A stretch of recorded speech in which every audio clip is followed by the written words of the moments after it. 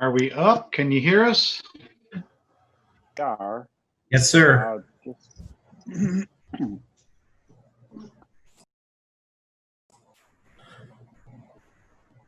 So Vidya, you're going to run the meeting, right? And I'm just here to help with public hearing if you need it and stuff like that. You're muted right now, Vidya. Yes, thanks, Paul.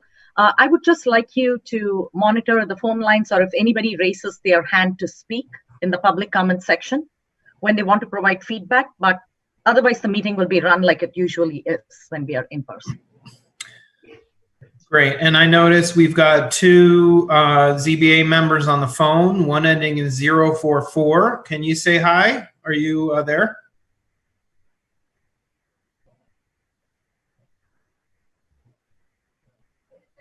This is actually Brandon Cheney from Naderveld with the 4044. Oh, sorry, sir. What's your name?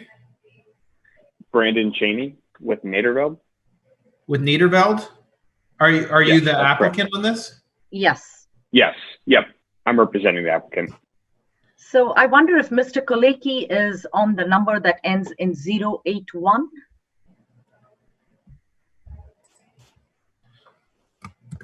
Greg, are you on there?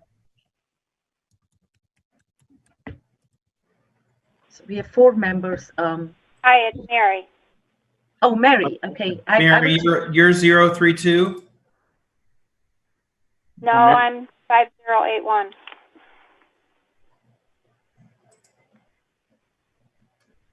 Oh, okay. You're already named right. Okay, we've got attendees. We have one more attendee whose name ends in 032.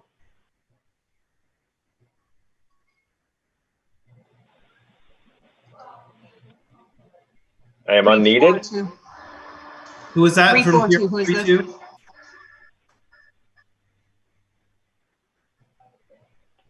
342? Hello, can you test? Greg Kalecki? Greg, okay. Greg? Yes. Yeah. Thank you, Mr. Koleki. We can hear you. So. Okay. All right. Are we ready to get going? Yes.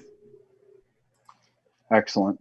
I'd like to call to order the meeting of the Northfield Township Zoning Board of Appeals for July 20th. It is 7:06 p.m. In accordance with Governor Whitmer's stay-at-home order, this meeting is being held virtually and via Zoom, and is also being live streamed here by the township. With that, shall we commence with the pledge? I don't believe we've got a flag at the moment. And go on to roll call vote, or roll call rather. Okay. Would you like? Okay, do you want me to do that? Whoop. That would be great if you could. Yes. Okay, Mr. Cousineau? Present. Mr. Dignan? Present. Mr. Gustafson? Present. Ms. Otto? She indicated present, but she's muted. Oh, okay. And then myself, Just kidding. correct? Sorry, And present. Mr. Kalecki. Excellent. Moving on in the agenda, it's the adoption of the agenda. Does anyone have any modifications for the agenda? Okay, then I'll make a motion to accept the agenda as presented. Is there support? Support. A motion by Dignan, supported by Cousineau. All those in favor say aye. Aye. Aye. Aye. All those opposed say nay. Let it be indicated that it was a unanimous approval of the agenda. Next is correspondence. There was a late submission email correspondence. Vidya, you have that correspondence, is that correct? Yes. Yes. Okay, I do have, yes. And I don't know if the other board members received that correspondence or not. Did you all? Did. From the craft? Yes, from the craft. Okay. So before we move on to public hearings, Vidya, when we do get into the public hearing here, I'd like to ask that you give us a overview of exactly what we're considering, because there's a lot of information in this. There's a lot of information in the letters that were sent to us Correct. and indicated that have things way outside of our purview. Correct. This is a very narrow public hearing. It's a very narrow scope of things that we are considering about a very sensitive parcel of property in our township. So with that, I will make a motion in case JZBA 200001 that we open the public hearing. This is a request of James Azar of 587 West Northfield Church Road, Ann Arbor, Michigan, 48105. The applicant proposes a split to split the parcel into 3 lots measuring 5 acres, 5 acres, and 10 acres to accommodate 3 single-family dwellings and a marijuana grow facility. The proposed lot split requires the construction of a private road to provide required street frontage. Due to the parcel's shape and the length of the private road will be longer than 1,000 feet, and the applicant is proposing to build a 20-foot wide Class B private road when the ordinance requires a Class A private road. This is for parcel B0231100010, and the parcel is zoned agricultural. Is there support for that motion? Support. Okay, it was support motion by Dignan, supported by Cousineau. Can we have a roll call vote on opening the public hearing? All right. Mr. Cousineau? Yes. Mr. Dignan? I vote yes. Mr. Gustafson? Yes. Ms. Otto? Yes. Mr. Kalecki, yes. Okay, the public hearing has now been opened. And with that, the process that we will be going through is we will first go to Miss Krishnan to go over the scope of the request and her recommendations. We will then hear from the applicant that has asked for the variance, and then we will go to the public. With that, Vidya, would you like to Yes. go over Thank things? you, Thank you. Thank you, Mr. Chairman. We have reviewed a variance request application submitted by James Azar. The property is located, as you mentioned, in the AR, which is the agriculture district, and the applicant's proposal is to split it into 3 parcels, 5 acres, 5 acres, and 10 acres to accommodate 3 single families, dwellings, and a marijuana grow facility. Now, the proposed lot split. Now, the lot split ordinance has to split a parcel, you need to be in conformance with state law, which requires frontage on a public or a private road. In order to meet the lot split requirement for frontage, the applicant is proposing to build a private road. Due to the shape of the parcel, the length of the private road is about 2,000 feet long, and their intent is to build a 20-foot wide Class B private road when the ordinance requires a Class A private road that is 32 feet wide. Now, the Board of Zoning Appeals is not reviewing the lot split application. You are not reviewing or approving the private road application. You are not reviewing or approving the single family dwellings. You are not reviewing or approving the marijuana business. All that you are reviewing tonight is whether the road that they are building can be a Class B road instead of a Class A road. So your scope is extremely narrow and limited. Ordinance requires Class A. You're not reviewing the merit of whether a road should even be built. All you're saying at this point is ordinance requires Class A, you want Class B, and that's all you're going to review. It would be up to the Planning Commission to decide whether they want to approve a road at all. Having said that, the proposal by the Azars requires the following variants from the zoning ordinance. Article 24, Supplementary Regulations, Section 76719, Private Roads and Driveways, subsection G. Specification for rights of way and roadways, subsection 1A4, requires a Class A road for any private road that has a length more than 1,000 feet, measured from the roadway center line of the public road to the center line of the other intersection road or the center of the turnaround, which is from Northfield Church Road till the center point of the cul-de-sac that they're planning to build. The road cannot exceed 1,000 feet. Theirs is approximately 2,000 feet. Now, the ordinance has specific standards based on state law that they would look at while reviewing a request for variance. I will summarize those.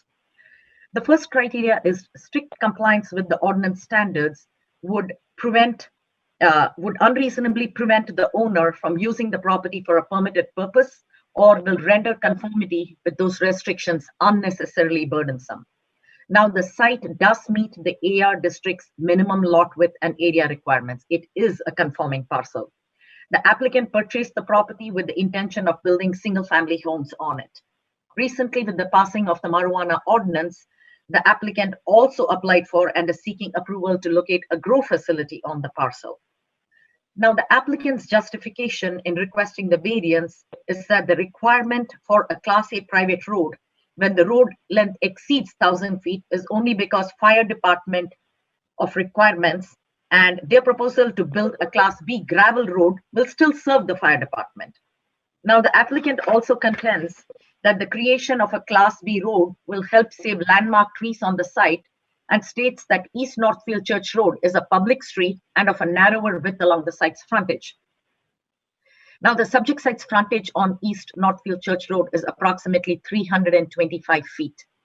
The frontage gives ample width for the placement of the proposed private road. It is perfectly feasible to place the driveway, roadway, and still preserve existing landmark trees on the site. In a review letter dated March 19th of this year, the township's engineer noted that the roadway location as shown at this time impacts regulated wetlands and is subject to review and possible change where it is located by the governing state agency, which is EGLE, formerly known as MDEQ. Now, the document submitted by the applicant actually has 2 letters from neighbors of this site that state their support for the proposed Class B road under the assumption that the Class B road will generate less dust and speed when compared to a Class A road. Now, that understanding is actually incorrect. The only difference between a Class A and a Class B private road is the width of the roadway surface and the length of the roadway. Irrespective of the BZA action, if a road is constructed, if approved by Planning Commission, it will include 6 inches of crushed limestone, slag, or processed road gravel in 2 equal courses. I'm quoting this straight off the ordinance. Now, the road surface is still likely to generate dust. With regard to whether a Class B road generates less traffic than a Class A, this is still a private road. Whether a Class A or Class B, it is still going to lead to the same 3 single-family dwellings and the marijuana business that the applicant is proposing. So traffic is really not going to be a decider between a Class A and a Class B private road for this particular development. Now, compliance with the ordinance standards would require the applicant to build a wider road surface, which will cost more. Now, the ordinance requirement is not preventing use of the property. The request for variance results from the applicant's financial considerations, and that's really not a criteria for the board to even consider when reviewing variance. That is sometimes the cost of doing business or the cost of buying land. Financial hardships, if they are not completely preventing the use of the property itself, are really not material to a request for variance. The applicant proposes to operate a marijuana business, which requires a considerable investment, which the applicant is willing to undertake. So requiring a roadway in compliance with the ordinance standards is not unnecessarily burdensome. Now, the next criteria is the variance will provide substantial justice to the applicant as well as other property owners in the district. Now, if a variance is granted, it will provide substantial justice to the applicant by investing in the construction of a lesser standard roadway than is required by the ordinance, but is not in the interests of other property owners or the zoning ordinance. If you approve a variance with no valid justification per state law, it actually sets a precedent for requests from other developments in the future. Today, it might be just a marijuana business and 3 dwellings. Tomorrow, it will be a parcel that has got an industrial development who'll come up with the same argument. And unless it meets the test that is set forth by state law in these 5 categories you're looking at, you will have to hold to whatever decision you make on this one. The third criteria is the variance requested is the minimum needed to provide relief to the applicant or be consistent in justice to other property owners. Now, as I mentioned, Class B road has got a width of 20 feet. Class A road is required to have a width of 32 feet. The road surfaces will essentially be the same, but the Class A road will be much longer in length. There is really no minimum variance to be granted in this case. It's either a Class A or a Class B, which is what they're asking for. The fourth criteria is need for variance is due to unique circumstances that are peculiar to the land and not generally applicable to other properties in the same zoning district. We don't believe that there are any unique circumstances that are peculiar to the land. The applicant has stated that they purchased a long and narrow parcel which had already been split, and providing access to the parcel with a Class A road poses a hardship. This argument is actually not a valid one. Land divisions are done for all reasons. Approval of a lot split is never a guarantee on the buildability of a parcel. Sometimes lot splits are done simply for tax purposes. If just because you are granted a lot split doesn't mean the parcel has got to be usable or buildable. That is something that you will have to do your due diligence to find out whether the lot is buildable. Lot splits just have to meet the test of state law, does not guarantee buildability of a parcel. The applicant can still build 2 dwellings on the parcel with a common shared driveway off Northfield Church Road if they need. The reason for the variance is the applicant's desire to maximize use of the property by building 3 dwellings and a commercial business. The next criteria is the problem and resulting need for the variance has been created by strict compliance with the ordinance and is not self-created by the applicant or their predecessors. In this case, the need for the variance is entirely self-created.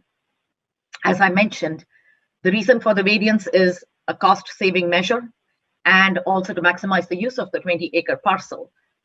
You can very well build 2 single-family dwellings with a shared driveway coming off there. Shared driveways are permitted and still use the parcel. And finally, the variance will be in harmony with the spirit and intent of the ordinance and will not be injurious to the neighborhood or detrimental to public health, safety, and welfare. Now, the variances are not likely to have any impact on the neighborhood or public health, safety, and welfare per se, as in measurable quantity of what damage it's going to do. But the intent of zoning and land use planning is to provide for orderly development and use of land. The applicant should have been aware of what the ordinance requirements for access are if the intent was to build multiple dwellings and a business on it. That is part of the due diligence that you do when you buy a parcel. You find out whether it's even buildable or not. If so, what you can build on it, how much you can build on it. To our knowledge, the Planning Commission has rarely granted approval for a commercial facility without a paved parking lot, irrespective of the intent of use. This might be categorized as a small grow facility, but small or big, if it doesn't meet the standard, you are setting a precedent. After all, what constitutes small and what constitutes big? That is a very slippery slope to be on. In this case, allowing for a lower standard roadway sets a precedent for lowering development standards within the township. So based on our review of this proposal, it would be our recommendation, subject to any other findings that you might make based on public comment, is for the Zoning Board of Appeals to deny the requested variance of the parcel located at 587 West Northfield Church Road for the following findings of fact. Compliance with the ordinance standards is entirely feasible. The request for variance is owing to the applicant's financial considerations, which are really not relevant to the standards for review. Approval of the variance will set a precedent. There are no unique circumstances associated with the request for variance. The existing parcel dimensions are not a hardship. Approval of a lot split is not a guarantee of buildability of the parcel. The problem resulting in the need for variance is entirely self-created. The variance will have no detrimental impact on public health, safety, or welfare. And finally, the variance requested is adverse to the spirit and intent of the zoning ordinance itself. I would be happy to answer any questions you may have now and after the public hearing. Thank you. Thank you, Ms. Krishnan. Now let's go to the applicant. Is the applicant online and would like to address the ZBA at this time?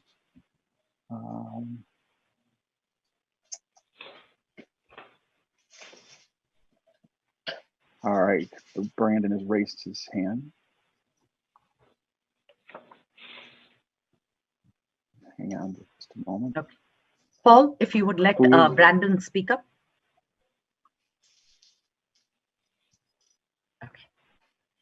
Okay, Brandon. Looks like you're muted. There you go. Go ahead. You there, Brandon? We are not hearing Brandon. Looks like you're unmuted, but not hearing you. This is Paul here. I do have Brandon unmuted. And his hand is still up. Let's see.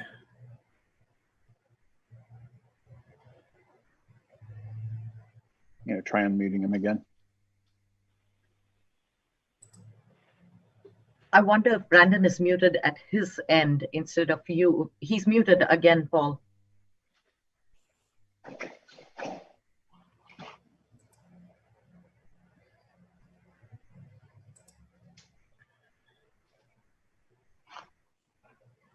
I'm trying to unmute him.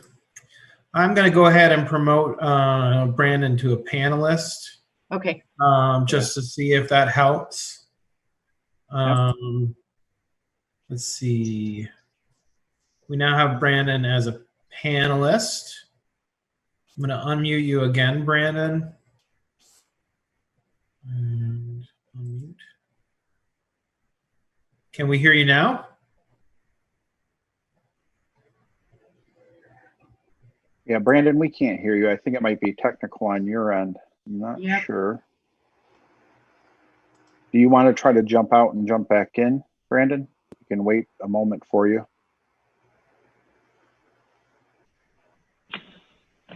All right. Are there any other attendees that would like to speak this evening?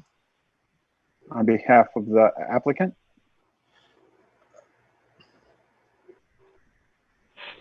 We would like the applicant to make their presentation before any public comments. First, so, Brandon, certainly. would you kindly exit the meeting and try to get back in there? Because there's some audio issue at your end. Excellent. Okay. He did jump out. Yep. We'll give it a moment, see if he'll jump back in here. Yeah, because as a panelist, he should easily be able to communicate. So I'm wondering if. Okay. All right.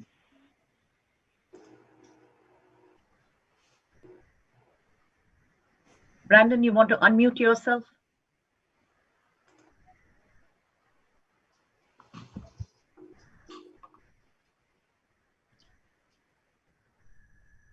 Paul, can you try to unmute him? It looks like we're permitting him to talk, but it. Yeah. I am trying to unmute him. There we go. Brandon, are you there now?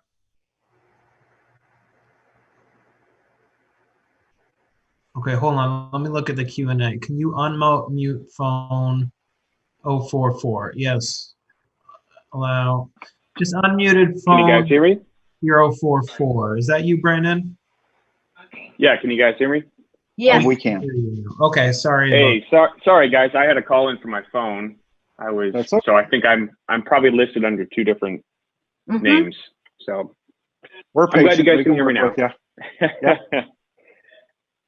Hey, so I just wanted to thank the board for having this meeting. I know it's been tough with everything going on, but I'm glad we're able to move forward at least with the virtual meeting. So, and thanks again, Vidya. You guys, you did touch on quite a few of our points, but I'm just going to spend a little bit of time kind of walking through a little more detail exactly what we're proposing and what we think are the reasons behind this variance request. So as stated, this is a 20-acre parcel. We think it's quite unique in shape, even though it is conforming. It is 264 feet in length, north to south, by 327 feet wide. That's a 7.5 to 1 ratio. As Vidya stated, we are proposing 3 residential homes. These are going to be for the Azars and their extended family. They're trying to plant their roots in Northfield Township for their forever homes. They are also considering a marijuana cultivation facility. I will state though that this is something that they are now questioning if they want to pursue. So for sure, the residential homes are happening or want to be proposed on this property. we are uncertain exactly with the commercial marijuana facility at the moment. So the reasons for the variance that we state are a multitude of reasons. So we've got the very unique property, as I stated before. We want a Class B road. This in turn would affect about 15,000 square feet of wetlands that we're going to be required to cross. It is about 700 feet south of Northfield Church Road. For anything more than one buildable site, we are going to have to cross that wetlands. For a Class A road, we are going to have to affect and fill 19,400 square feet of wetlands. That's an increase of 60% just due to the 12-foot width increase of the road. Landmark trees, I know Vidya stated that we would be able to align the road without affecting landmark trees, but I assure you, the way that the road is designed currently, we are showing the least impact to the natural features of the property. Currently, we are proposing to remove 2 landmark trees and fill in, as I stated before, 15,000 square feet of wetlands. And we do understand that that is going to be through Eagle for the permitting process, but we feel very comfortable that we have a very good reasoning as we are required to cross the wetlands to access any of the south 50% of the property, as well as we are also crossing at the most narrow portion of the wetlands as Eagle requires. This also kind of creates that snake form of the shape of the road, and that's why we couldn't just plop a straight road north to south and run the whole length of the property. As well as we also have fire accessibility issues, and from our conversations with the township, we found that fire accessibility was one of the major reasons why they're requesting a Class A instead of a Class B road. We did do some digging. The International Fire Code states that a 20-foot wide road is sufficient for fire access roads. So a Class B 20-foot wide road would conform to this. We'd also like to note, and this is a very important note, that our proposed private road will be accessed off of Northfield Church Road. That currently, as it sits, is a 20-foot wide gravel road. And we suffice that if the fire department has no issues with access off of Northfield Church Road, then a 20-foot wide private road should have no issues for accessibility. Again, existing special circumstances that are specific to our property. Yes, our property is conforming, but yes, it's very unique in shape. I did look through Map Washtenaw. I was not able to come across a 20-acre parcel or larger that was 7.5 to 1 ratio. This we find is quite an extensive or a special circumstance in which forces us into burdens that others would not have to deal with. As Vidya stated, we are proposing land divisions. We are allowed by the township for 4 5-acre parcels. We're proposing 3, 1 10-acre, 2 5 acres with a 2,200-foot private road. We have no options with what exists to the south to connect this private road, so it will have to be a dead-end private road. So how this ordinance would deprive commonly enjoyed rights by others, as we will say it again, we have no ability to connect this road, so we are required to have a very long but dead-end private road to access the full portions of the property. An increase from 20 feet of a Class A or Class B private road to a Class A private road would essentially then increase the amount of semi-impervious gravel by 26,000 square feet. That's almost 3/4 of an acre of additional gravel that we would have to add to the property. This then would also force us to remove about 5 additional landmark trees and the undergrowth underneath it due to grading issues, as well as infill of 4,000 additional wetland, or infill of 4,000 square feet of additional wetlands. And then again, we'd like to state that this will be 12 feet wider of a private road servicing 3 residential homes compared to the public road of Northfield Church Road. Excuse me. So how would this variance request that we are asking for be in harmony with the ordinance in the neighborhood? Well, we think that's pretty easy. We think the Northfield Church corridor is a very rural, very quiet neighborhood with a 20-foot wide public road that services most of those properties. We think a 32-foot wide private gravel road access off of it would go against the character of the neighborhood, essentially 12 feet wider than what we think it would be required. Now, yes, we don't think it would increase dust concerns at all for the neighbors, but because of, as I said before, this road will have to both run along the neighbor to the west property line as well as the neighbor to the east property line.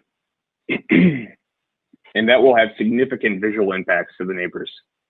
12 feet is quite a significant width when it comes to a road. That is a lot more impact to these neighbors.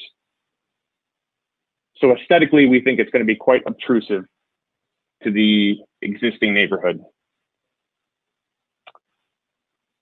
And then just touching on a few points from the report that video was sent out to you guys. We just wanted to rebut a few things. As I stated before, yes, we have 325 feet of road frontage to Northfield Church Road. But due to topography, existing clusters of landmark trees, and a protected wetland that fronts the road, we are required to enter into the property from where we're shown. We are not able to save any more landmark trees as shown. We are not able to save any more wetlands as shown. We are showing the most efficient road we possibly can for when it comes to destruction of natural features. And that is one of our big concerns, is preserving as much as possible the natural features on the property. Again, Vidya brought up cost. We by no means are submitting this variance request because of cost. Essentially, the applicants, they want to preserve the property as is as much as possible. They bought this 20-acre parcel because of the natural features, because of the quietness, because of the woods, because of the wetlands. So we are trying to preserve that nice, quiet feel while still allowing the family to build 3 homes. And again, our unique circumstances, I know Vidya states that there's nothing unique about our property compared to the rest of the township, that it is conforming, and we do agree it is a conforming parcel. But we would like to state, again, we have not been able to find anywhere else in the township that had a 7.5 to 1 ratio of width or length to width, which we find quite unique, and the protected wetlands that stretch across our property, forcing to reach approximately 60% of our parcel, we would have to cross the wetlands. And again, that's what I have for you guys. If you guys have any questions, please feel free to reach out. Thank you, Brandon. We may come back to you here. If you want to unmute yourself, we'll keep you on in case there's a question that comes up. At this point in time, we'll move to taking comments from the public. First, we're looking for anyone from the public that would like to address the board in support of the applicant. If there's anyone there, if you could raise your hand now. And Paul, I don't know what the codes are for phone calls, if we have a phone call in, if they want to dialing in by phone. Thank you, Chair. If you're dialing in by phone, you can unmute yourself by pressing *6, and you can raise your hand by pressing *9. I believe that those are the codes. Okay. Again, we're looking for anyone that would like to address the zoning board in favor of the applicant. At this time, I don't see anyone raising their hand. We'll go to the next. The next one is anyone wishing to speak in opposition of the applicant's request. Please raise your hand, and Mr. Lippens will unmute mute you and allow you to address the ZBA. The first See Mr. person we're Kraft? seeing, Chris Kraft. Yes. Ms. Kraft? Hello. Mr. Kraft? Mr. Yeah, Kraft? I'm here. Can you hear me? We can. Go ahead, sir. Okay. I just was listening to the presentation from Brandon, I think it was. Is that correct? And Brandon quoted that there will be no pot farm on the property. I just wanted to make sure that that was known to the board, that now they're rescinding the pot farm on the property. I would also like to encourage the board to understand that this property has been for sale for many, many years. The reason this property has been for sale is because it's landlocked. A landlocked property is a property that has lots in front and you cannot access the lots in the back.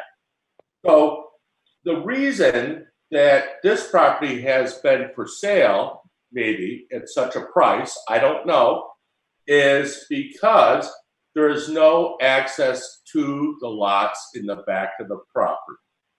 My concerns are the water issues.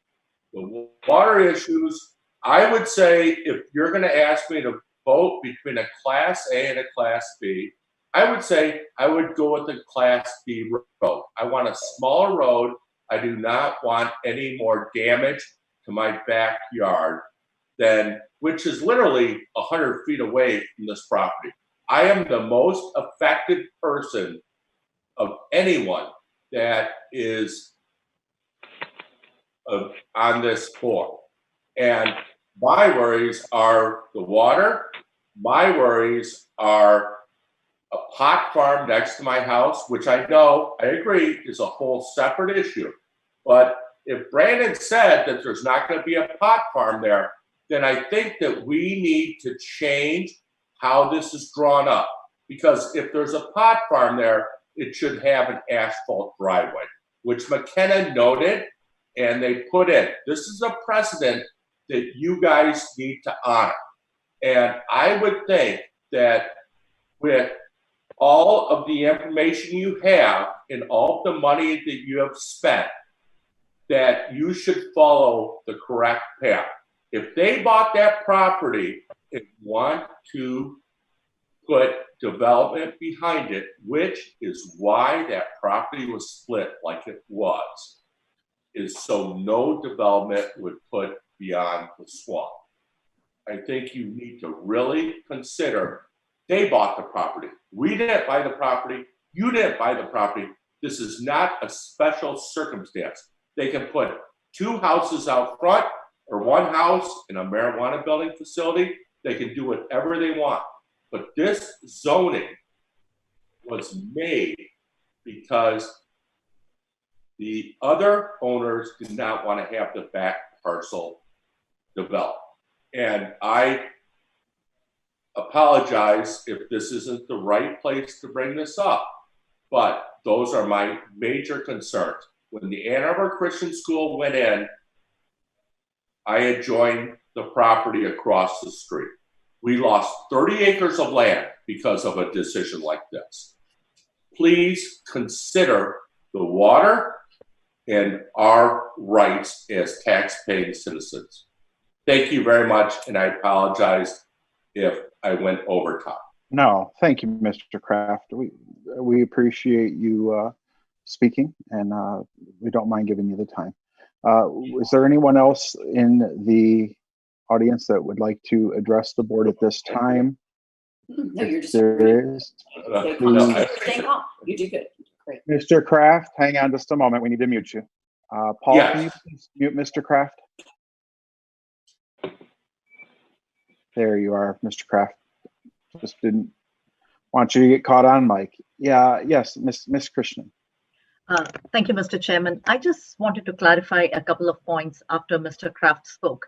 I believe Mr. Shaney mentioned that the AZAs are considering dropping off the marijuana facility application. He did not say that that's what they are going to do. So I don't think we should assume that the application is going to be dropped till we receive a request to formally withdraw the application from the AZARs. I mean, it might just be a thought that went through their mind, but until they put it down in writing, we cannot be for sure that they're actually rescinding that proposal. I also wanted to make a comment on Brandon's presentation regarding the wetlands on the site. Yes, the site has got a lot of wetlands, and Brandon stated that the site cannot accommodate the 3 dwellings that they would like without the construction of a road. The property is located in the AR district. It's got a frontage of over 375. Minimum required lot frontage is 150 feet. So if you look at the plan, the AR district does allow duplexes. So you could build where the proposed house is shown off Northfield Church Road, you could build a house there, and where the pole barn is shown for the marijuana business, if you build a duplex, you still get three single family dwellings technically, with the rear portion of the property saved as wetlands and none of the wetlands being filled in or landmark trees taken out. I'm not telling Brandon or the AZARs how they should design their property, but I'm saying it is feasible to get 3 dwellings on there without needing to go into the wetland area and build. You can build a shared driveway for the properties, which is allowed by the zoning ordinance. Thank you, Ms. Krishnan. Is there anyone else in the public that would like to address the board now? If so, please raise your hand. Okay, we do have another individual, Mr. Linton. Paul, if you could unmute Mr. Linton. I have unmuted Mr. Linton. Okay, Mr. Linton, please go ahead. Can you hear me clearly? Yes. I just wanted to, I'm sorry for joining the meeting late. We were traveling, trying to get stopped. I just want to know what conditions were going to be allowed for, we have a private road across the street from the proposed site. What is allowed for running that road or the activity that's going to occur because of that private road? We do have a lot of activity there now without any businesses on the road, from people basically turning around in commercial vehicles using that off and on.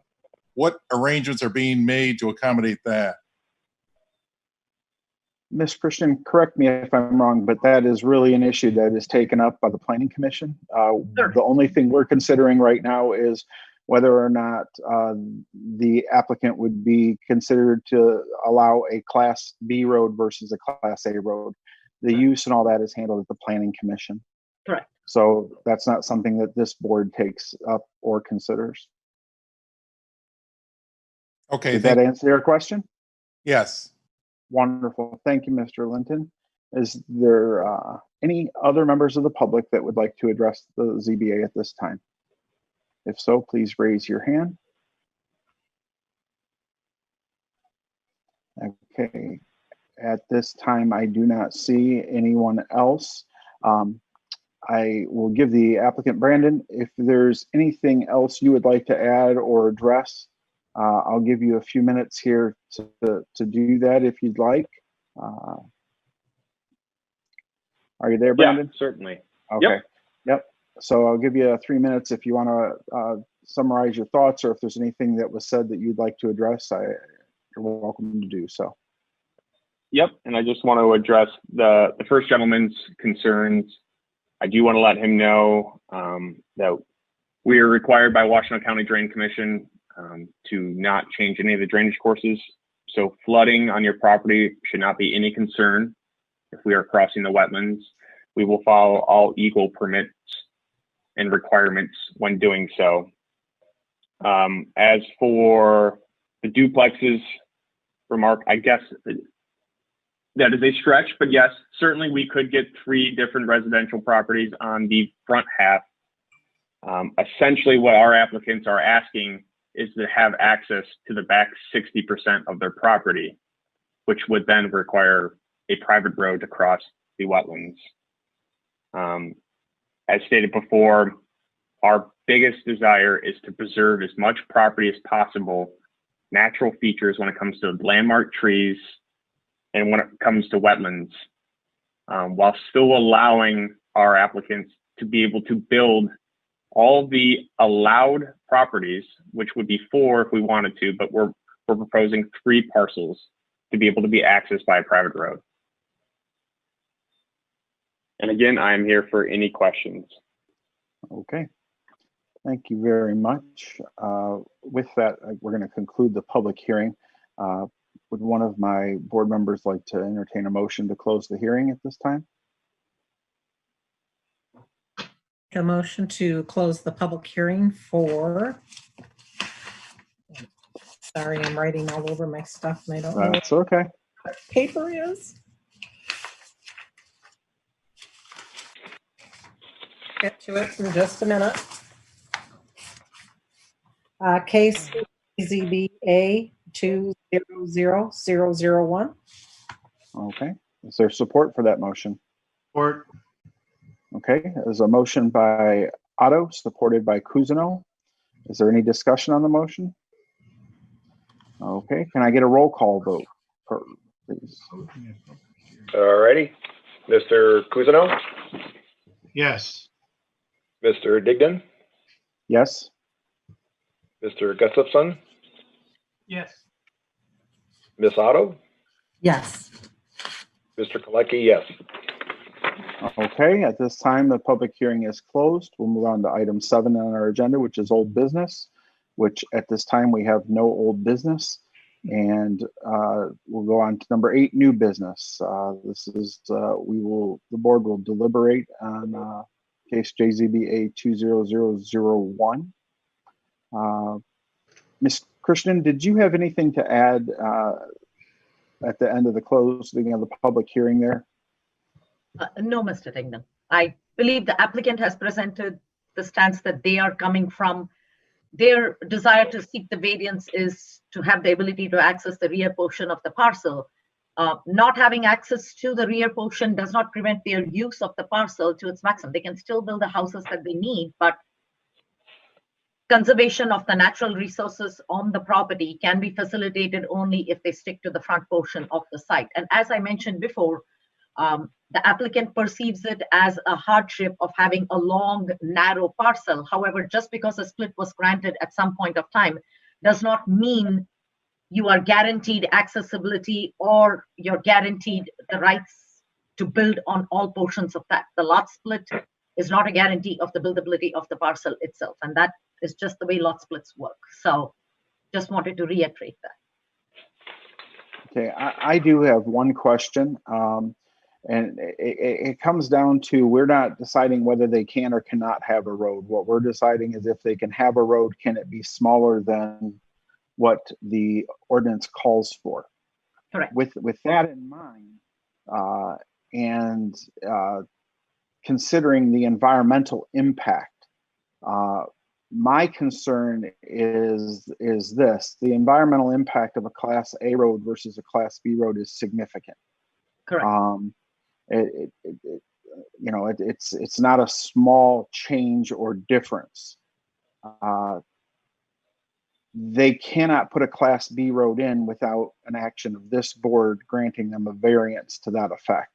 So if they were to go forward and the only option for them moving forward, if they're not granted this here, is putting in a 32-foot wide Class A road back to the back, as long as they meet Eagle requirements and the Planning Commission agrees. Is that correct? That is the only path forward, is a 32-foot wide Class A road? 32-foot Class A road, based upon my analysis, would probably have been different if there wasn't a commercial or an industrial component to the application as I know it today. They have formally filed to have a marijuana facility on this property. So I have got to keep the background in mind while reviewing a Class A with a Class B.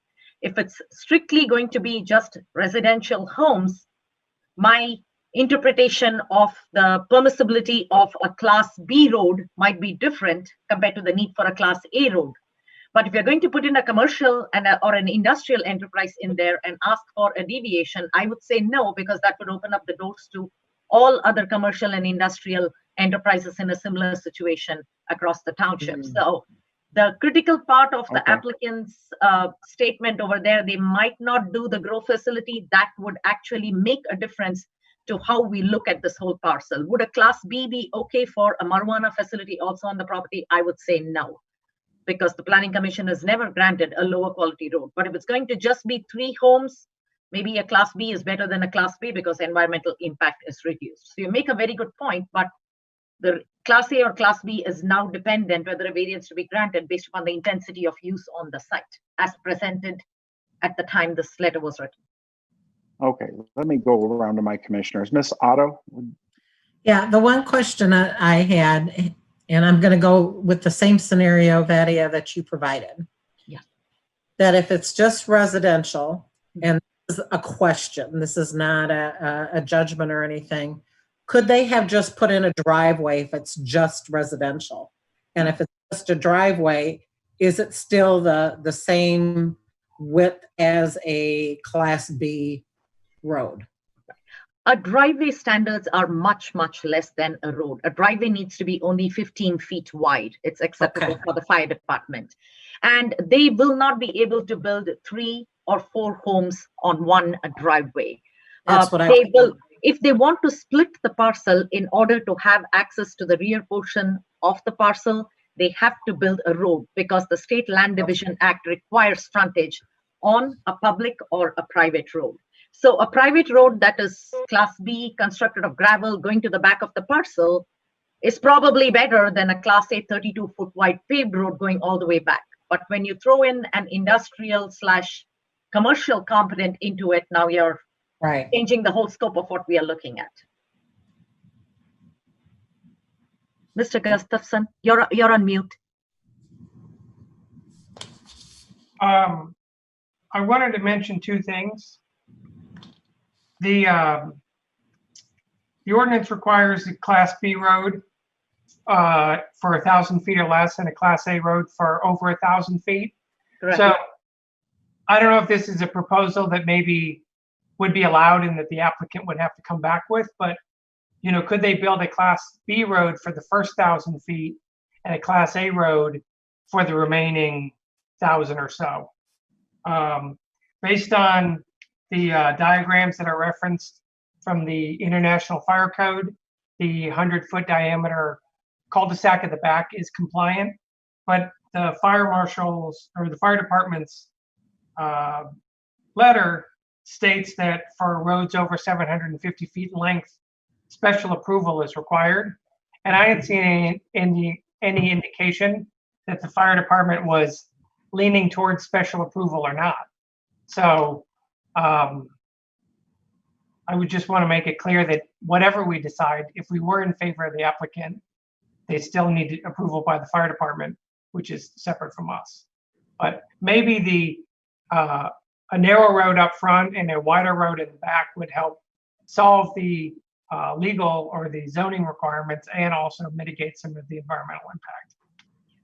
That would be a question for the township's engineer. I'm not sure whether they allow different stretches of the road to have different grade of construction. I'm not sure how that works. I'll definitely defer to the township engineer whether such a split in a road quality is permissible. I'm not sure what the answer to that one is, but it's a good point. Well, based on your notes, the road construction would be the same. The difference in the class is just based on its width. Right. I don't know if the road can be wider, narrower, change its scope as it goes, or how the edge of the roadway is treated. That's probably definitely an engineer question. Okay. Mr. Kuzno? I was thinking on the same lines as Justice, but I would Class A portion first section, and then the Class B section after that. And you could actually put a cul-de-sac midway, at whatever point that transition takes place, at about station 800 before you cross the wetland or something like that, or something shy of that.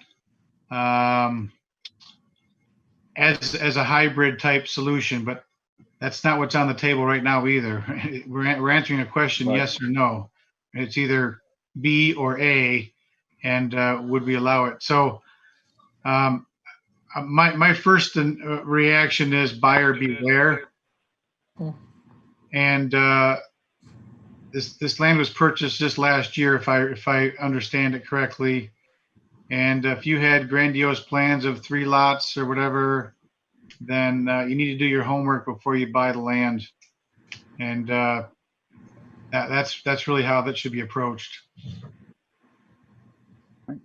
Thank you, Mr. Kuzno. Mr. Kolecki? Yeah, one thing I want to address also is that when you look at section 36719G, number 5, it states that if the property serves one or more non-residential uses, so if they're going to put this proposed marijuana cultivation facility, then that falls into the Class A private roads requirements.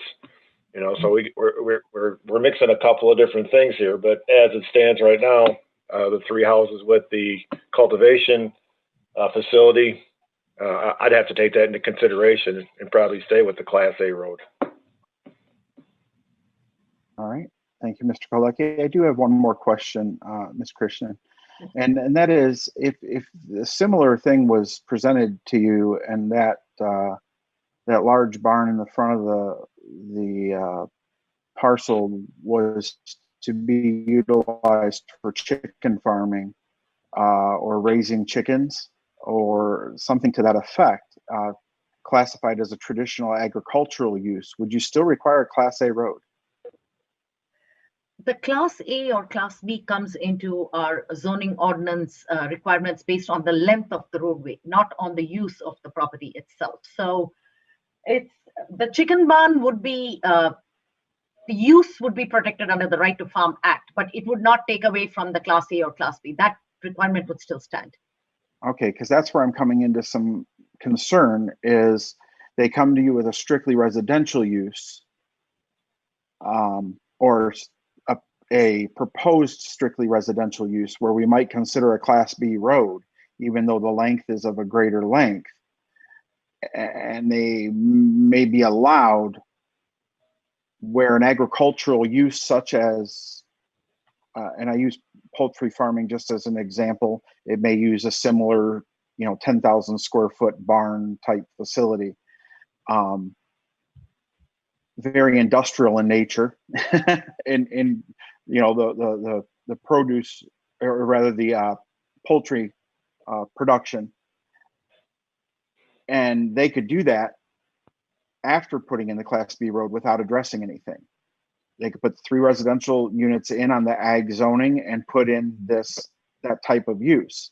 Yet we're looking at it and saying because there was a proposed use that is now classified as industrial in nature.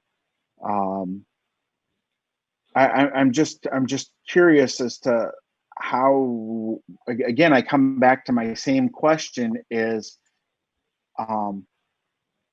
if they come back and say, we're not going to do anything with it, but we're going to put residential only in there.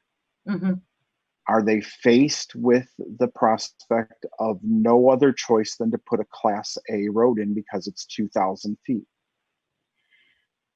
To answer your question, if they were to come back with the proposal without the marijuana facility and just the 3 residential homes that they're proposing to build, they will still have to come back before you for the Class A or Class B private road because it is longer than 1,000 feet. However, our interpretation of the request for variance based on the standards will be different because when you have a commercial facility, no matter what you argue the intensity of the uses, you have trucks driving up and down that commercial facility. If it's a marijuana grow facility, you're going to have transport trucks, you're going to have supply trucks, other kind. If it's going to be just homes, you're talking about single family dwelling car trips in and out of the site.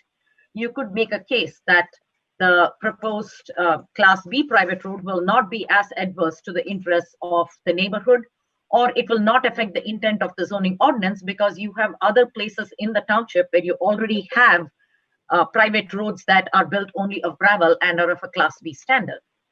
I cannot think of another private road built within the township that serves single-family homes and a commercial enterprise. Now, there are other places within the township in the ag areas where it is a private road that is built of gravel and a Class B standard. So it would be acceptable because there is already an established precedent for it. The challenge over here is when you add a commercial component, you're talking about doing a business that requires a significant investment. A business must be done with all of the things that are required by the zoning ordinance, one of which is proper paved access. So I believe I saw the applicant, Ms. Azar, raise her hand a little while ago to provide some information, but I don't see her raising her hand. So if she wants to give any input on the marijuana facility point, that, yes, I believe Ms. Azar is raising her hand again to provide some information. My review of it based on the state law standards for something that is strictly single-family residential would be different than when you include a commercial/industrial component onto a residential development. And let me take one step there. I want to be real careful with strictly residential because it is AR zoned, and it does not prevent them from providing and doing any type of AR zone approved operations. So it could be a commercial agricultural operation there if they chose to, even with the single family home. So it's not strictly residential. Their proposal is to develop it such, but it could still be it still could be a commercial enterprise depending on what type of commercial enterprise it is, if it's protected under the Right to Farm Act. Is that correct? Correct. Okay. They could still do farming and all. If it's a single family home, they want to keep horses, do their own farming with a farm stand. All those are principal permitted uses in the AR district. All those would be permitted. But if they were to take some of the uses that are permitted as a conditional land use or of greater intensity, they would once again need to come back for approval to the Planning Commission for those. Sure. Okay. Ms. Azar, are you there? Yes. Can you hear me? Yes. We can hear you. Go right ahead, please. All right. Thank you for letting me talk. Just one thing I wanted to touch on. We did actually look at, could we build a 1,000-foot road? That was one of the first things that our planning consultant brought to us. Could we build a 1,000-foot road in a Class B and then build a Class A after that, or vice versa? And the answer was no from the engineers, from our engineers. So that's why we're here today, because we've tried to go through all the angles to get it to this point where we could preserve those natural features. So I just wanted to bring that up. I wouldn't be opposed to exploring that again if it's something that the township feels like could be a better use of this particular parcel. But that's just what I had some guidance on in the past. And then as far as the traffic, it just keeps coming back to this agriculture building that may or may not be there. I think we do have a lot to talk about and consider.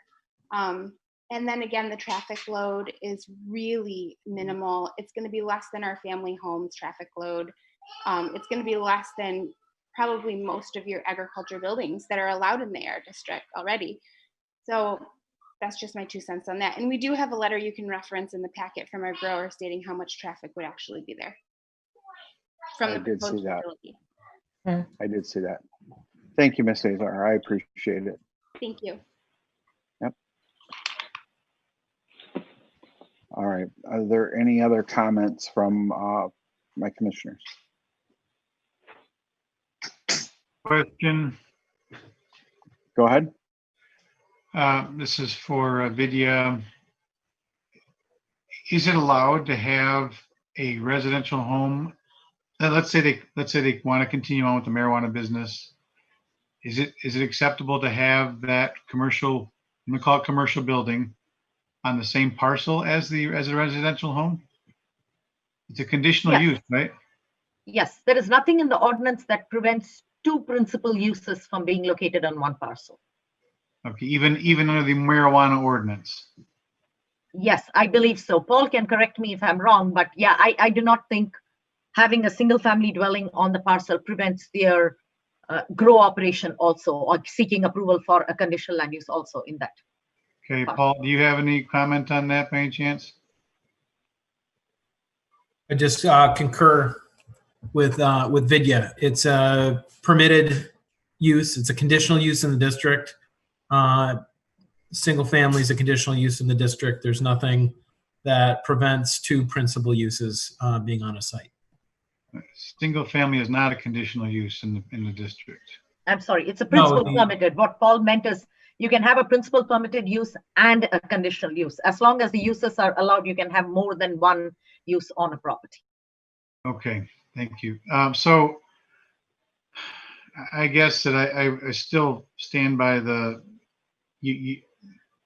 applicant had to have known the, I mean, you want to call it unique, whatever you want to call it on this parcel, you must have known the built-in restrictions on this piece of property before you bought it, and you chose to buy it anyway, knowing that the township does have ordinances regarding private roads and distances and widths and lengths and all that stuff.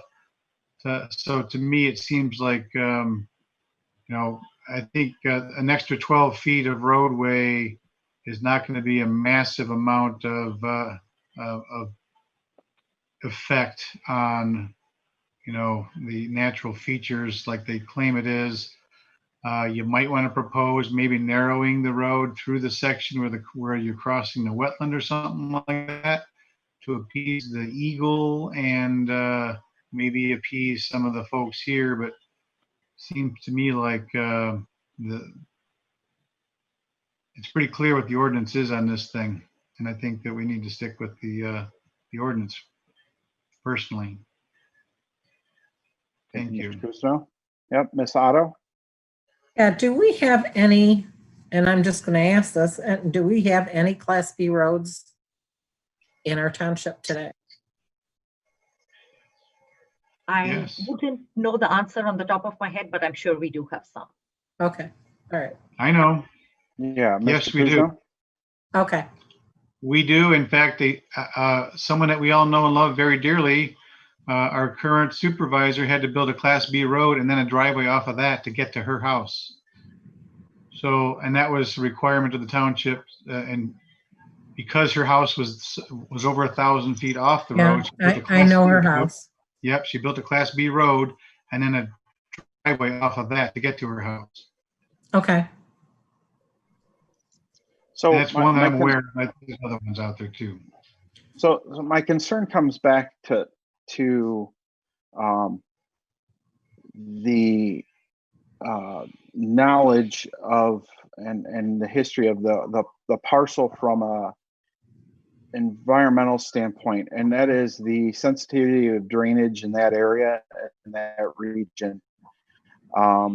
Certainly, I mean, the Azars may be required to put a Class A road in. That is, you know, I don't think that they're denying that may be a requirement. I guess the question that I raise is whether or not a Class A road is what would be harmonious in the area. You know, the negative effect and impact on properties surrounding that area, yeah, they very well may be, they may not have a problem. Eagle may say that's fine, you can do that. Engineering says you can put it in, great. The effect of filling in 4,000 additional square feet of wetlands can be dramatic on a lower lying parcel of property or a neighboring home. And I guess that's my question is there really is there anything that would say, you know, I mean, we can look at things and offer conditions, right? We can say this based on this condition, this based on that condition.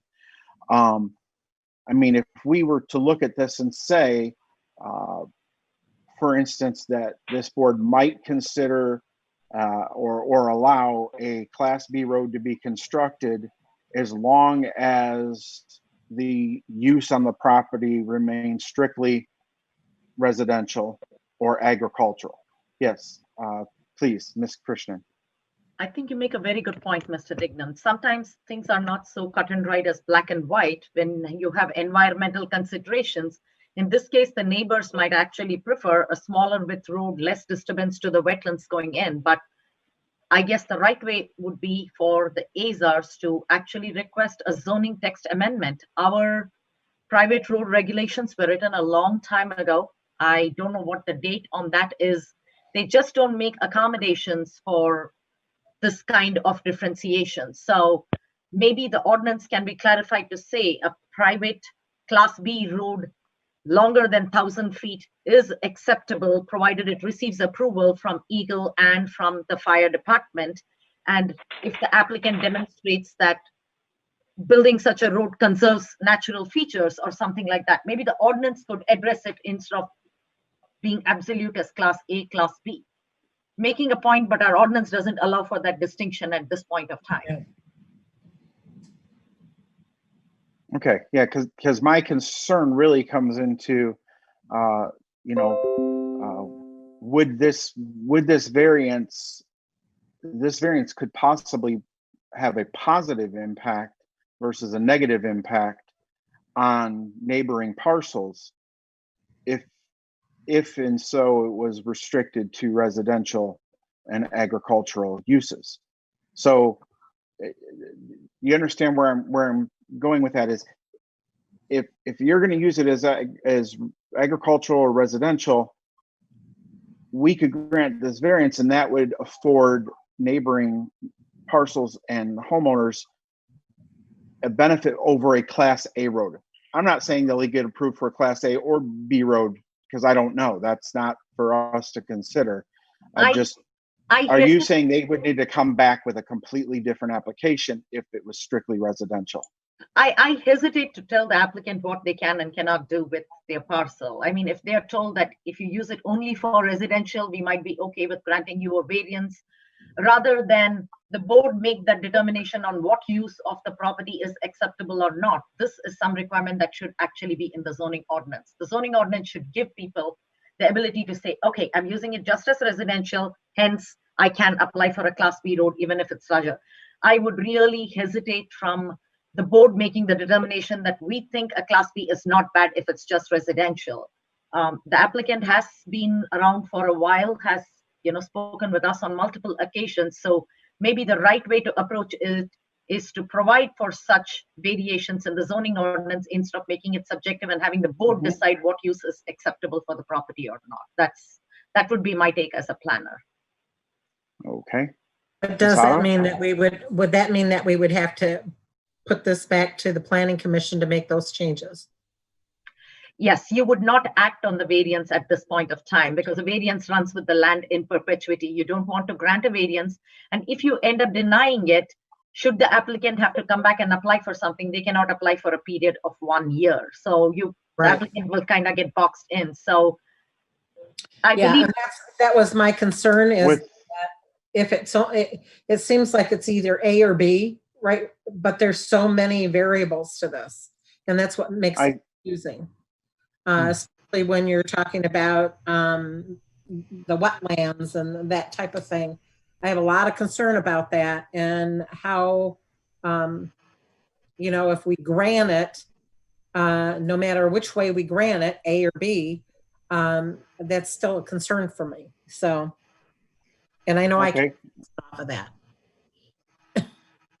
With that in mind, I guess then what I'm going to do is I'm going to make a motion.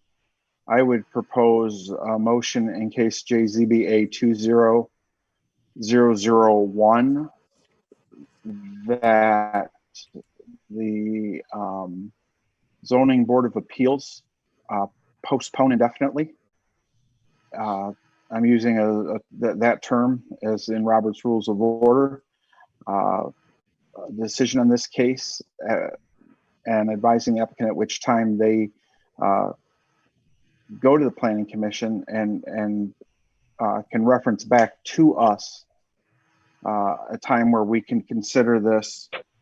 Maybe they can straighten out their application at that time too. But so at this point in time, I'd like to propose that we postpone indefinitely to a date uncertain. Is there support? I'll support. I support. Okay. Oh, Motion by Dana, supported by Otto. Ms. Christian.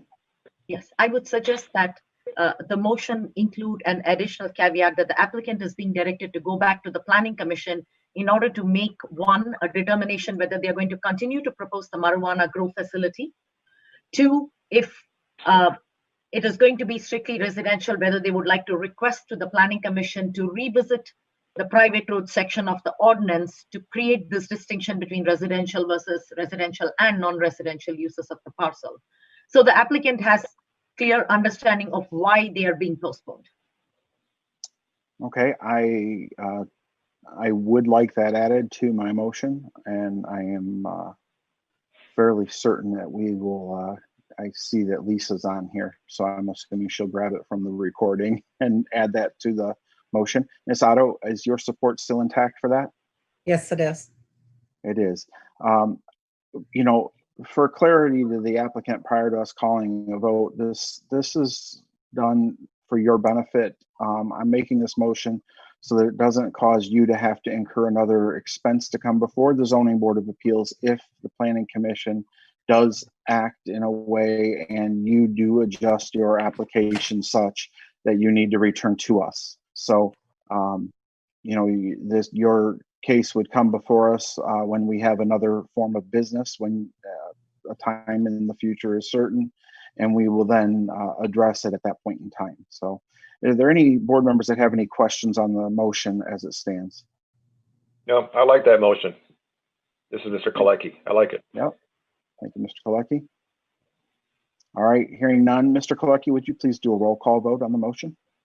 All right, Mr. Cousineau, Yes. Mr. Dignan, Yes. Mr. Gustafson, Yes. Ms. Otto, Yes. Mr. Kolecki, yes. All right, motion carried. As always, whenever we take up new business and make a decision, I always like to ask the applicant if they have a quick question. Usually we're in person, it's a fairly easy thing. If you do have a question, if you could raise your hand, I'd be happy to take that quick question. Otherwise, Brandon, let me see, are you unmuted? Are you on the call, Brandon? I think you are. I am, yes. Yeah, did you have any questions for me, Brandon? Yeah, just looking for some clarity here on the ruling. So it's our understanding that yes, one, the use of the marijuana facility is the biggest question on your guys' end as it pertains to both either a Class A or a Class B road. And we also understand that you are looking for us to clarify whether or not we will move forward with that, and I can understand that. Then my question then pertains to exactly what would happen after. You guys are looking for us to go to Planning Commission then to revise the ordinance, is that correct? We're going to send this back. We're going to send a communication to the Planning Commission indicating that they may choose to review the, video will probably make that communication. Is that correct? Yes, I Ms. will. Christian? Yes. You know, just so that they know what we're thinking and what we're looking at, and then they will make a decision whether or not they're going to revisit the requirement for class roads that are longer than 1,000 feet, and whether or not they can be Class B if they're in residential/ag areas only. You know, if they decide to do that and they take action, then obviously there will be something else for us to work with. That is really what comes back to us more than anything else. You know, as far as your use type, that is really with the zoning administrator and the Planning Commission. You have to figure that out. The zone use type is not really something that we get in the weeds on. We really are just looking at the road type and whether or not the Planning Commission sees fit to modify the requirements for you. And it would be for all future applicants as well. It's not just strictly for you. The Planning Commission will be looking at it in a whole scope of view. So I hope that helps. Understood. Okay, yes, please, Mr. Kuzno. So what you're suggesting there is if the planning commission decides to change the language of the private road ordinance, you've got to go through the whole process of doing that, which requires public hearing, public notice, yada, yada, yada, correct? It does. They're pretty good at that. Well, They do it. It's not an overnight thing to do either. So, No, it's not. And I mean, honestly, I'm not opposed to that thinking. Can you tell me, Vidya or Paul, is there a minimum or maximum number of homes requiring B Right. versus A?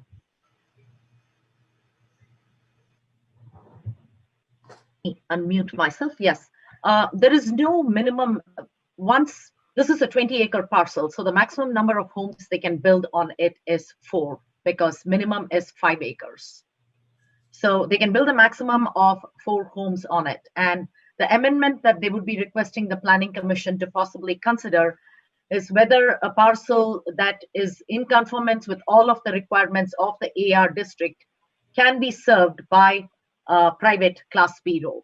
If the ordinance can make that clarification, if the Planning Commission chooses to make that clarification, and depending upon exactly what the language used is, it may or may not even require a variance. We don't know what kind of amendment the Planning Commission might consider. The Planning Commission might decide that if the road length exceeding is strictly for residential dwellings only in conformance to all other standards of the ordinance, it only requires fire department approval. Might not even need to have a variance again associated with it. Okay. And I think in your communication, if you could just share with them the environmental concern. I mean, that really was what drove this more than anything else is, we do hear the concern of neighboring residents and their concern of, the waters and how they're handled. So I would be happy to put together a memo of the Planning Commission's discussion, the Board of Zoning Appeals discussions, your concerns, put it together in a memo form addressed to the Planning Commission and send it to you, Mr. Dignan, for a quick look-see before it's distributed to Planning Commission. That would be great. That would be great. All right. Is there anything else on this case from any of the commissioners? If not, we can move on to item B in our new. Yes, Mr. Kuzno, please. My awesome internet kicked out on me as I was asking the question about minimum or maximum number of homes on a particular class road. Is there anything that specifies that we know? No, the number of homes permitted is dictated by the lot size and frontage. Right. Okay. 5 acre zoning, and our Correct. frontage is minimum 200 or something like that. Is that right? 150. Okay, so they can get a maximum of 4 homes on this parcel.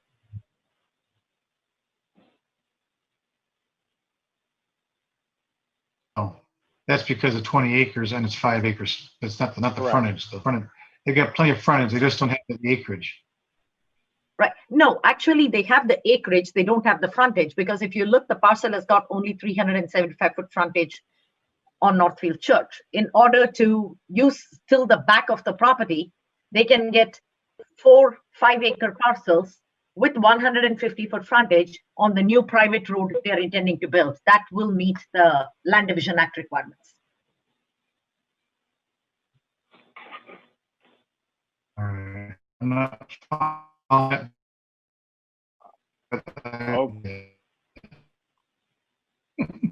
I'm sorry, Mr. Quizno, I couldn't hear you. It was very staticky. That's that rural internet. It is. It's Anyway. tough out there. All right. If Mr. Kuzno comes back with greater connectivity, we'll go back to him. Are you there, Brad? No. Let's go to the administrator quarterly report. That is in your packet. Does anybody have any questions on the administrator's report? Ms. Christian, would you like to give us a high-level overview of that report?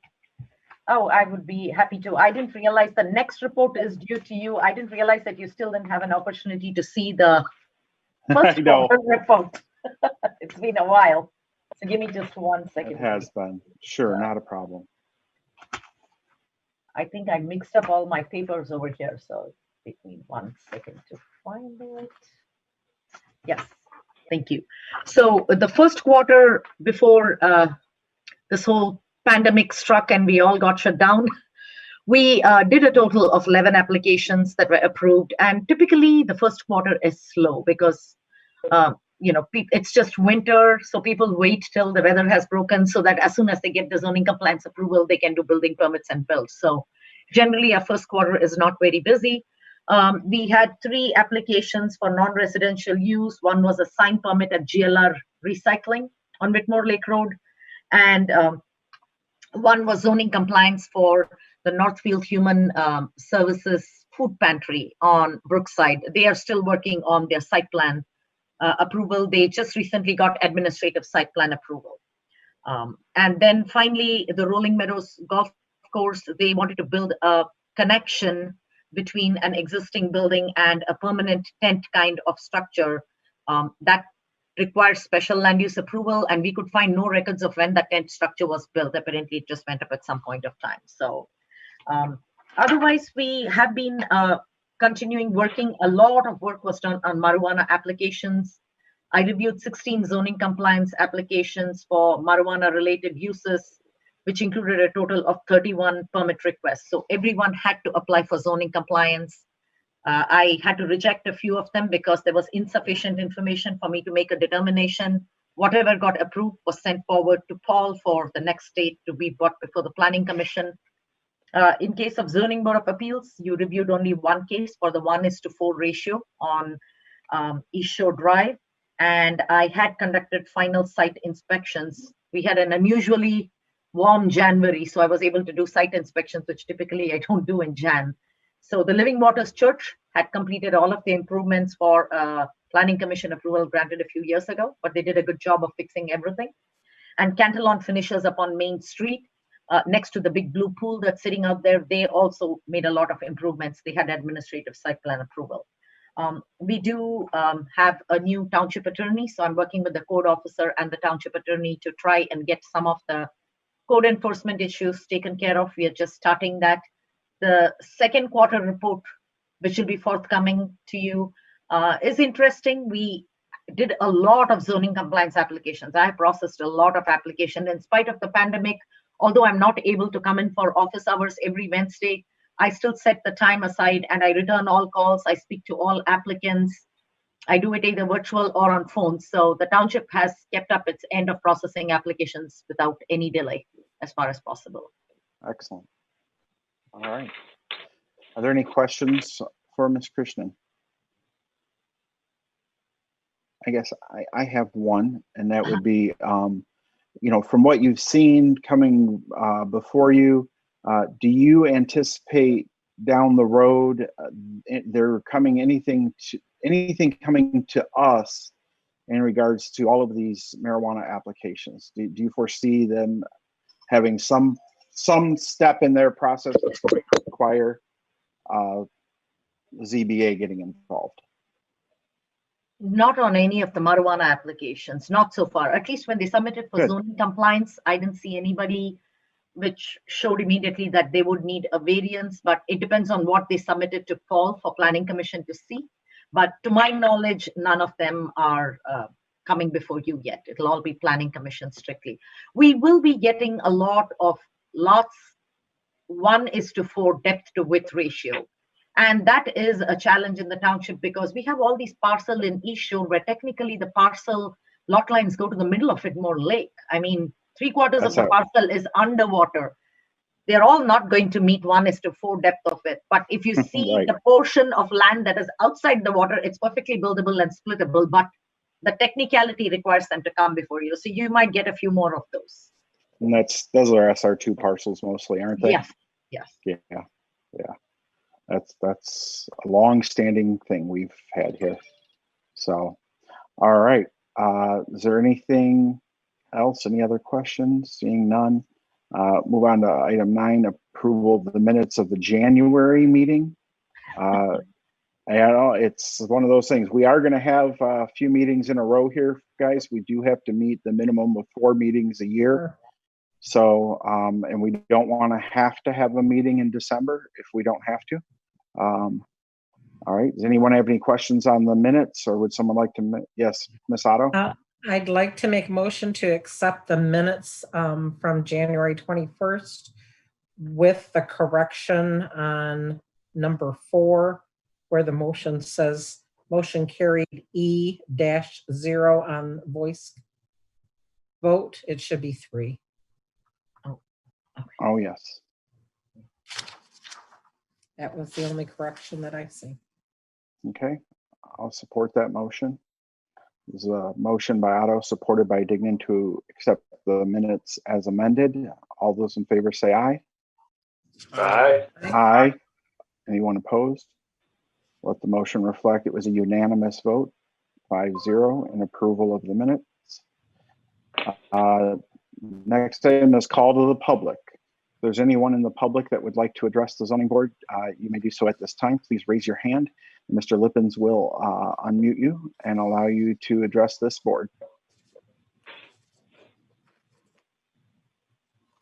Again, if you'd like to address the board for public comment, please raise your hand at this time. I do not. Oh, I do have Brandon has raised his hand. I believe that is the 44, right? That we have to. Sorry, Brandon, are you there? Oh, hold on. Paul, that's that phone number, I think, the 044. Got it. There we go. Brandon? Can you guys hear me? Yes. Yep, sure can. Yep. I just wanted to quickly take this time real quick just to thank you guys for looking through this and making your guys' recommendation. Really appreciate it. Thank you. We appreciate that. You know, these are some very dedicated folks here that work really hard to make sure that we take into consideration all things and try to do what's right here. Thank you for coming before us. All right. Next, I'll go around. Ms. Otto, do you have any comments? ZBA member comments? No, I don't have any comments at this time. Thank you.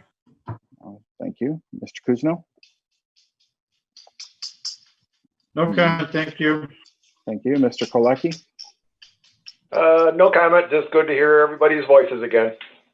All right, great. Mr. Gustafson? No comments. Excellent. Our next meeting is scheduled for August 17th. And I would say that we will plan to have that meeting. I don't know, is there anything in the works right now, Ms. Krishna? Not to my knowledge, but we still have time for something to come in possibly and make it to the papers. Actually, we're cutting it very close. We'll know in the next 2 days if anybody is coming in, but I don't expect to have one. Okay. Maybe what we can plan to do is we will have a quarterly zoning report to go over Yes. at that meeting. Yeah. So, and then maybe we can talk about maybe just reviewing some things in regards to some recent updates. I don't know. You and I can connect afterwards and talk about it. But if we don't have any agenda items, let's plan about an hour, kind of an education hour type scenario, and then we'll cover the others. But we just want to make sure we get our 4 meetings in. I don't have any other comments other than, you know, we appreciate everyone making investments in our community here and coming before us when they need to. And that's it. I'll look for a motion to adjourn. I'll support. Okay. Motion by Dignan, supported by Otto. All those in favor, say aye. Aye. Aye. Opposed? Unanimous vote. There we are. All right. Thank you, folks. We adjourned at 8:38 p.m. Thank you. I know. All right. Good night. Thanks. Good night. Good night, all. Thank you. Take care. Bye-bye. Bye. Aye.